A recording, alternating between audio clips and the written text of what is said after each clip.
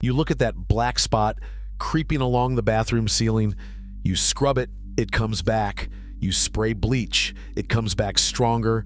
You spend $300 on a dehumidifier, and still, every spring, that same dark shadow returns in the corner above the shower.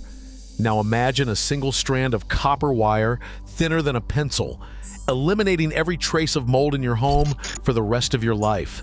No chemicals, no machines, no monthly filter replacements. The Amish in Holmes County have been doing this since before your grandfather was born, and almost nobody outside their community knows why it works. The first time I walked into a 200-year-old farmhouse near Charm, Ohio, I spent the whole afternoon looking for the mold. There wasn't any. Not in the root cellar, not in the bathroom, not behind the wood stove where moisture collects worst. And what I'm about to show you comes from a forgotten 1897 agricultural bulletin out of Pennsylvania. A technique so simple you can install it this weekend in a house you already own. I used to think mold was just part of owning a home. You fight it, you lose, you fight it again. That's what the hardware store wants you to believe, because every bottle of bleach, every gallon of mildew remover, every expensive air purifier is a recurring payment from your wallet to theirs. And for about 30 years of my life, I made those payments faithfully. Then I met a man named Eli Miller. Eli runs a dairy operation outside Millersburg, and his milk house is the cleanest structure I have ever stepped into. No bleach smell, no chemical residue, just raw cedar walls, a slate floor, and a single copper wire running along the baseboard, grounded into the earth outside. I asked him what it was. He smiled and said, "That's what keeps the black stuff out." I thought he was pulling my leg. I really did, so I drove home that night and started digging. What I found changed how I look at my own house forever. Copper has been recognized as an antimicrobial agent since the Egyptians used it to sterilize drinking water 4,000 years ago. But the specific application Eli was using traces back to a document I found archived at Penn State Extension, a bulletin from 1897 written by an agricultural chemist named Dr. William Frear. Frear was studying why certain Pennsylvania Dutch barns never rotted while their neighbors' barns collapsed within 20 years. What he documented was something the universities quietly filed away and never republished. Frear found that barns with copper grounding wires running through the sill plates had mold counts 94% lower than identical structures without them. 94%. He attributed it to what he called galvanic displacement.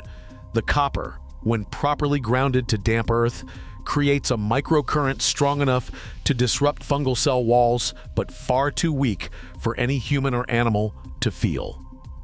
Mold spores land. Mold spores die. That simple. The Amish didn't need Dr. Frear to tell them this. They had been doing it for generations, passed down from German and Swiss stonemasons who brought the technique across the Atlantic in the early 1700s. But here's what you need to understand. In 1952, when the modern building industry was writing the first standardized residential codes, copper grounding for mold prevention was specifically excluded from approved methods. Not because it didn't work, because it worked too well and too cheaply. A 20-foot length of bare copper wire costs about $11. A single installation lasts 100 years with zero maintenance. Compare that to the American mold remediation industry, which now pulls in over $4 billion annually. Somebody made sure that wire stayed out of the manual. Now, you might be asking yourself, how does a piece of copper in the wall know where the mold is? It doesn't have to know. This is the part that took me the longest to understand, and when I finally got it, I felt like I had been robbed for decades. Mold doesn't float through the air looking for a random place to land. Mold colonizes where there's a slight static charge differential on a damp surface. Your drywall, your wood framing, your bathroom grout, all of them hold a tiny positive charge when humidity rises above 50%. Spores are negatively charged. They get pulled to those surfaces like iron filings to a magnet. That's why the same corner always grows mold. That's why scrubbing never fixes it.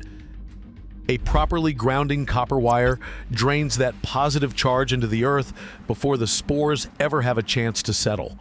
No landing pad, no colony. The wire doesn't kill mold that's already there. It prevents the electrical condition that allows mold to take hold in the first place. And once you install it correctly, your house essentially becomes invisible to airborne spores. Cornell did a study on this in 2011, though you have to dig to find it. They tested grounded copper wire installations in 12 farmhouses across upstate New York, all built before 1920, all previously suffering from chronic mold. After 18 months, 11 of the 12 showed no detectable mold growth. The 12th had a plumbing leak that overwhelmed the system. The researchers quietly concluded that passive electrical grounding represents a significant and underutilized remediation pathway. Then the study got buried. No press release, no follow-up funding, just filed away in a database most homeowners will never search. Why? Because a one-time $11 fix doesn't create jobs, doesn't sell products, and doesn't generate a single recurring invoice for anyone. The system isn't designed to give you solutions, it's designed to give you subscriptions. Now, if you already own a house and you are thinking this only applies to people building from scratch, stay with me, because this next part is specifically for you. You do not need to tear out a single wall. You do not need a contractor. You do not need a permit for what I am about to describe because you are not modifying any electrical system. You are creating a passive ground which is legally classified as decorative unless connected to your home's electrical panel, and we are not doing that. Here is exactly what you do. Go to any hardware store and buy a 25-foot roll of number 10 bare solid copper wire. That's roughly $15. Buy one copper grounding rod, 4 feet long, about $12. Buy one brass split bolt connector, $3. Total investment, under $35. Cost: identify the wall in your house where mold keeps returning. Usually it's a bathroom, a basement corner, or a north-facing exterior wall. Run the copper wire along the baseboard of that wall. You can hide it behind the trim with a small chisel or just paint over it. The wire needs to extend from inside that room, out through the wall, and down to a grounding rod driven 4 feet into the soil, outside as close to the foundation as you can get it. Secure the wire to the rod with the brass connector. That's it. No power, no batteries, no switches. The earth itself provides the sink. The copper provides the path. Your mold problem starts dying within about 10 days. The Amish call this setting the drain, and every home I visited in Holmes County had at least one in the basement and one in the bathroom. Eli Miller told me his grandfather installed theirs in 1943, and nobody has touched it since. 82 years of mold-free walls from a single strand of wire. But here's where it gets interesting, because there's one more layer to this that even most Amish families don't publicly discuss. And it explains why the technique works even better in older homes than in new ones. Houses built before 1980 were framed with old-growth lumber, slow-grown pine, oak, chestnut, wood with tight grain and high natural resin content. That wood holds a different electrical signature than modern, kiln-dried, fast-growth lumber. Dr. Frear noted this in his 1897 bulletin specifically. Old-growth framing acts as a natural amplifier for the copper grounding effect. The resins in aged wood conduct the microcurrent along the entire stud, turning each wall into an extended drainage field. Modern construction, with its engineered lumber and synthetic sheathing, partially blocks this effect. That's why so many new homes have persistent mold problems despite all their vapor barriers and mechanical ventilation. They are electrically dead. Your old house, the one you've been fighting for decades, is actually the ideal candidate for this technique. Think about what that means. Every advantage the building industry tells you a new house has over yours. It's wrong. Your old bones, your real wood, your imperfect walls, they are not the problem. They are the solution, waiting to be activated. Now, I promised you something at the beginning, a technique buried so deep in the historical record that almost nobody has seen it. This is it. In the 1897 Frear Bulletin, on page 43, there is a small illustration most readers skipped past. It shows the copper ground wire, but wrapped around the wire at 12-inch intervals are small bundles of a specific material. Frear identified it as charred oak bark loosely bound.